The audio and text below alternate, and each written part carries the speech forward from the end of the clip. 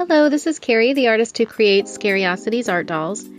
This is the second video of a three-part series where I'm showing you the collection of dolls I made for a convention this year and talking through a little bit about how I made each one.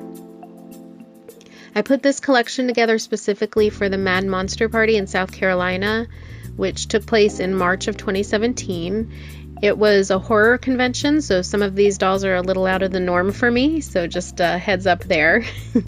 This convention is one of our very favorites. We go to it every year as fans, and this is the first year I showed my dolls as an artist and vendor. The first doll that I'm showing here is Princess Leia. Of course, she's in her Slave Leia outfit from Return of the Jedi. And starting at the top, I rerouted her with some brown alpaca yarn, which I thinned out and pulled into a ponytail on the top of her head and braided it. There is a detail at the top of her head that I used, I think it was a belt from another Monster High doll, and I did some alterations to it with some wire and popping some holes in it to make it look like a headpiece. I gave her the classic face up with soft pastels and watercolor pencils, sealing with Mr. Super Clear. And I was particularly happy with this face up. If you'd like to see more photos of her, check out my Instagram. This one has since sold, and I'm a big fan of Princess Leia and Princess Leia dolls. I actually have a collection of my own, so I became really attached to this one. But I think she has a great home now. But since it sold, I made a second Princess Leia doll in her classic white gown and buns. So if you want to see some photos of her, check out my Instagram as well.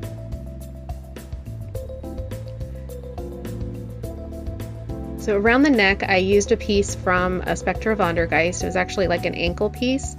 And I sanded it down, sealed it, and painted it gold.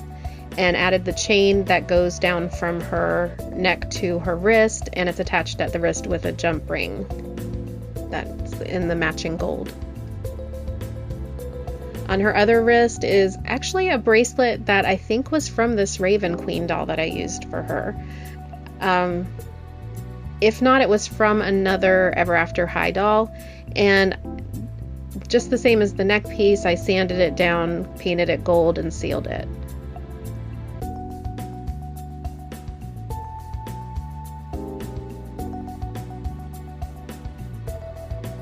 For her chest piece, I used polymer clay and just kind of rolled it out and designed it in the shape of the one from the movie. And I used some fabric for the backing. It's kind of like a green tone felt, or not felt, but like a suede kind of fabric. It looked like what she was wearing in the movie. I used some reference photos, so it kind of matched that. And for the piece around her stomach and back, I also used polymer clay and attached it with some black elastic on the sides, and that way it can be pulled up and down in case whoever purchases her wants to change her clothes. And I also gave her a pair of little vinyl boy shorts that I made. Usually with my dolls, if they have a short skirt or if there's some skirt that like this where you would see through, I like to have a pair of shorts underneath. I gave her all over body blushing, which means I used some soft pastels for details on her body. For example, the elbows and knees are blushed and things like that. The skirt I made with some, I think it's like upholstery fabric or curtain fabric that you would use for like a curtain. It's kind of thick, but not too thick.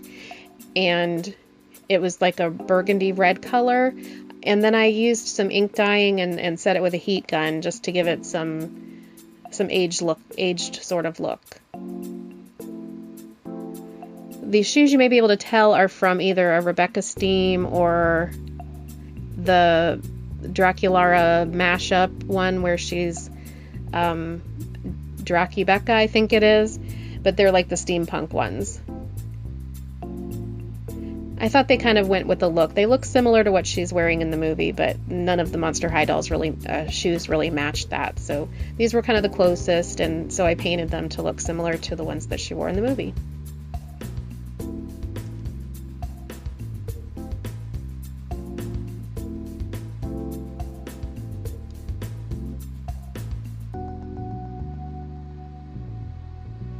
So that's it for Slave Leia.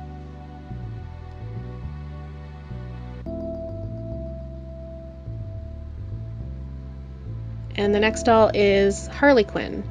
I made her using an apple white doll. This is the second Suicide Squad version of Harley Quinn that I made. And I made the first one with a blondie locks, I think, and I always wanted to make this version with the apple white because the skin tone is that like so pale look that I just thought it would go well. So I rooted her with some white or like ivory alpaca. I used a flat iron this time, and I used some soft pastels for the blue and red at the end of the ponytails. And I kind of sealed them off with some hair gel and like a heat gun, very gently, holding it far away, but I wanted to make sure that that was sealed in there so it wouldn't come off on the clothes.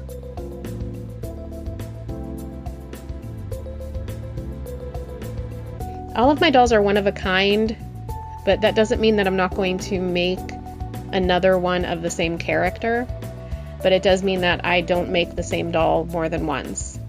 It's to me mainly because it's kind of boring to make the same doll, but also because I pretty much let my customers know that I want them to be, that they are one of a kind, so they know that they're getting a one of a kind doll. So this one is pretty different than the last one that I did, in that I used a completely different doll to begin with, and then I also did some different details. The hair is different, and I made a holster and a gun for this one. Also changed the sleeves up a little bit by giving her the stripes on the sleeves.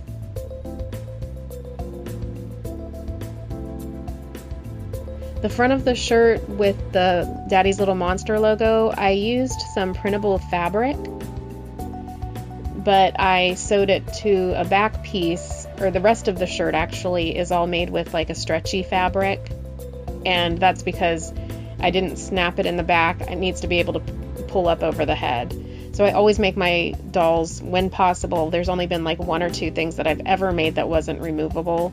I like to make all of the clothes be able to be changed. They're collector dolls though, so I don't think people really do that, but just in case. The belt was made with some ribbon actually that I found that had these studs on it, so that was perfect. And I attached a snap, and I made a little gold diamond for the front. I made the bat out of polymer clay, and I tried to be as authentic as possible, making sure that the comments that were on it, the little poem and the wording and the design, was as close as possible to the original bat. And the shorts I made with some craft fabric. I found it at a craft store where you would find the felt, and it was in those little sheets, like a 8.5 by 11 sheet, and they were just glitter fabric.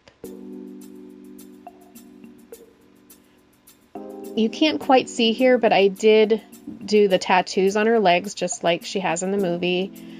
I'm thinking of adding or making some tears in the fishnets so you can see them, because they are torn up in the movie. I just didn't do that to this pair. Let me know what you think in the comment section. Should I rough her up a bit?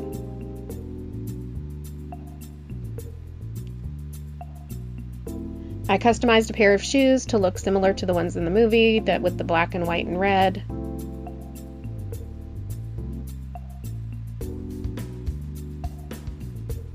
And I did that with some craft paint and sealed them with some varnish. Her nails are also painted black, and I think the ring fingers are red, like in the movie. And she's got a heart on her cheek and the rotten tattoo on her jawline.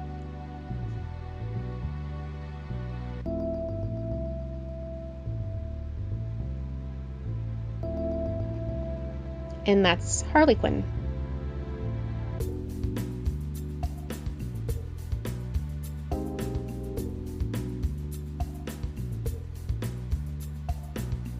So next up, as you can see, is Elvira, Mistress of the Dark.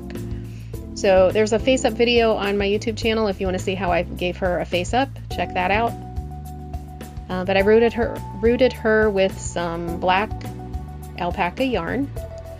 And I did some fancy work in the back to kind of loop around the rooting so that this bouffant hairstyle would stay in place. So I didn't want to box her up and then whoever I shipped her to gets it and then there's no bouffant style. I needed to make it so it would stay. And teasing did a little bit of that, but ultimately, even without the teasing, it stands up like that in the back. So that was really important. I cut it into this style. I do have a bit of a hairstylist background. I went to beauty school, so I was able to use those skills a little bit. Gave her some bangs and I flat ironed the hair, thinned it out around the edges.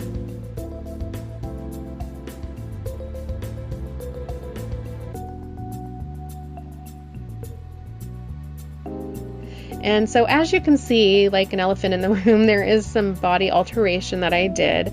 I used some polymer clay for this for her chest area and kind of blended it with the vinyl doll and baked it.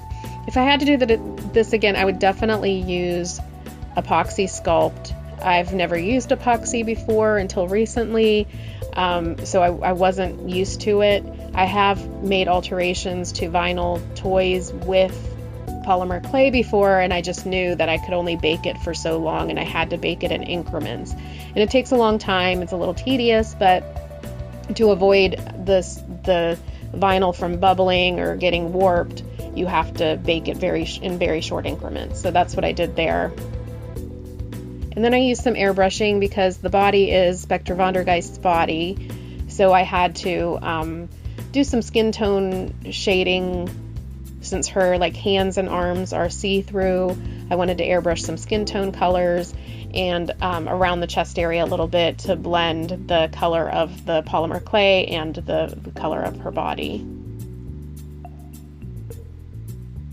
I don't know if I mentioned the head is a CA Cupid Monster High doll. It just looked more like Elvira. I gave her the little beauty mark and the little eyeliner detail that goes out to the centers of her, or the corners of her inner eye.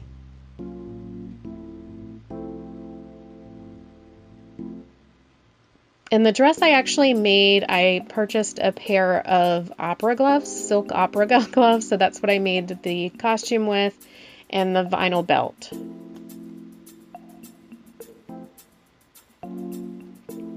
By the way, I also used some sheer or some pantyhose, and I got scolded at the Mad Monster party by someone who told me that she has bare legs. Well, I looked online and it looked like she does have hosiery on, but it's very sheer black hosiery. So I'm thinking of changing that to make it much more sheer. But I definitely want to keep some hosiery on her because the knee joint showing with the dress, it just didn't look right. So I think I'll make it more sheer, but tell me what you think in the comment section below. Should I leave her pantyhoseless or should I make it more sheer? So here we are with the one that really creeps me out even now just looking at it. This is a character that just really gives me the creeps. It's from Silent Hill and the Silent Hill movie and video game, and this is one of the characters from those. It's kind of something that's haunted me just looking at this, and making it really just freaked me out. But it really did well for the convention that we were going to. It's a horror convention, so it fit the theme.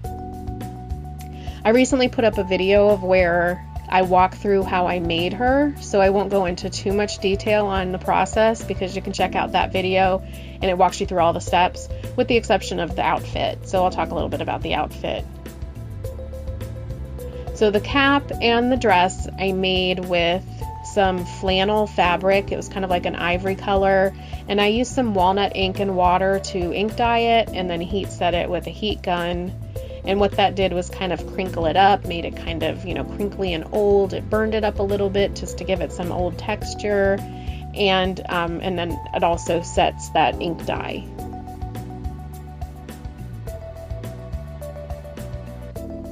So it had to be very cautious on how I made the outfit. It needed to fit her very tightly, but not be too tight that it was going to show the front of her. So it was a lot of work just to make sure that it was tailored appropriately. And it actually snaps down the front with little snaps. And then I purchased those buttons. Sorry, I don't know why I waved my hand across there, but I purchased those buttons specifically for the dress for this doll. And they were the cutest little buttons. They're teeny tiny, and I'm going to use them for a bunch of other things, but they looked really good. So also with the dress and really the doll overall, after I completed the head, which was made with polymer clay and some gauze and liquid Sculpey and liquid clay and baked, and then I gave a sort of face up eye to the I left some space for actually a little bit of a face up in the eye. But actually, once I finished everything and painted the shoes and put those on, I did a bunch of splatter, and I used actual like theater makeup blood. So it has it flows the same as real blood and looks the same color and everything. It just acts like blood. So I gave her a lot of splatter with that and some black splatter, and then some sprays with my walnut ink just to look like she's been decaying, and it was a mess. But like I said, in addition to that, there was a lot of detail that you can see me work on in that video. I gave her some veins, did a lot of airbrushing before I started to give her sort of a pale look of no blood flow happening here. And just a lot of splatter.